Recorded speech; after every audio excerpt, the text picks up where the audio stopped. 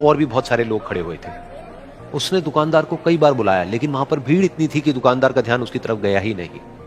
और फिर उस बच्ची को थोड़ा सा गुस्सा आया तो उसने अपनी मिट्टी की गुल्लक ले करके वहीं काउंटर पर जोर से रख दी, जिसके बाद में जो दुकानदार था और जितने भी लोग खड़े थे वो सब उस बच्ची की तरफ देखने लग गए। और फिर उस दुकानदार ने उस बच्ची से पूछा, बेटे आपको क्या चाहिए? तो वो बड़े ही भोलेपन से बोली कि मुझे एक चमत्कार चाहिए।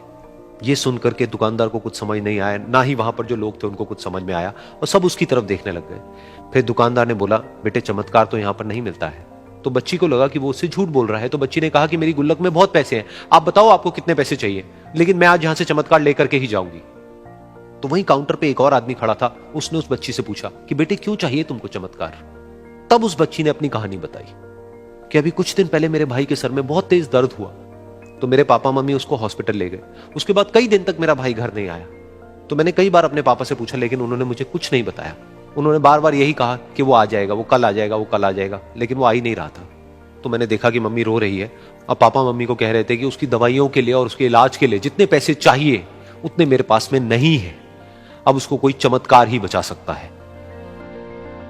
तब मुझे लगा कि अगर मेरे पापा के पास में इतने पैसे नहीं भी हैं तो क्या हुआ, मेरे पास में तो है। तो मैंने जितने भी पैसे जोड़ रखे हैं वो सारे लेकर के मैं इस दवाई की दुकान पर आई। फिर उस आदमी ने उस बच्ची से पूछा, कितने पैसे हैं तुम्हारे पास में? ये सुनते ही उस बच्ची ने अपनी गुल्लक उठाई, जमीन पर फेंकी और तोड़ दी, और पैसे गिनने लग गई। बाकी सब लोग खड़े होकर के उसको देख रहे थे। थोड़ी देर बाद उसने सारे पैसे अपने हाथ में इकट्ठे किए और बोली, मेरे पास में पूरे 19 रुपए हैं। वो जो आदमी वहां पर खड़ा था वो थोड़ा सा मुस्कुराया और बोला कि अरे तुम्हारे पास में तो पूरे पैसे हैं, इतने का ही तो आता है चमत्कार। ये सुनकर के वो बच्ची बहुत खुश हो गई और बोली कि चलो मैं आपको अपने पापा से मिलवाती हूं। बाद में पता लगा कि वो आदमी कोई आम आदमी नहीं था, बल्कि एक बहुत बड़ा न्यूरोसर्जन था, और उसने सिर्फ 19 रुपए में उसके भाई की सर्जरी करी, और कुछ ही दिन बाद वो ठीक होकर के घर वापस आ गया। फिर कुछ दिन बाद वो बच्ची, उसका भाई, उसके पापा, उसकी मम्मी चारों एक साथ बैठे हुए थे और बात कर रहे थे। तो उसकी मम्मी ने उसके पापा से पूछा कि अब तो बता दो ये चमत्कार आपने किया कैसे? तो उन्होंने अपनी बेटी की तरफ देखा और बोले, ये चमत्कार मैंने नहीं, इसने किया है।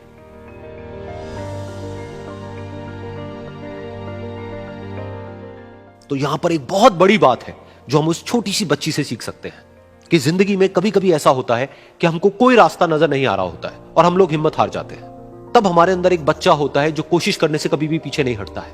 वो हार मानने को तैयार नहीं होता है क्योंकि उसको ना शब्द समझ नहीं आता है। वो बच्चा जिसके लिए कुछ भी नामुमकिन नहीं है, क्योंकि वो हर हाल में कोशिश करता ही रहता है।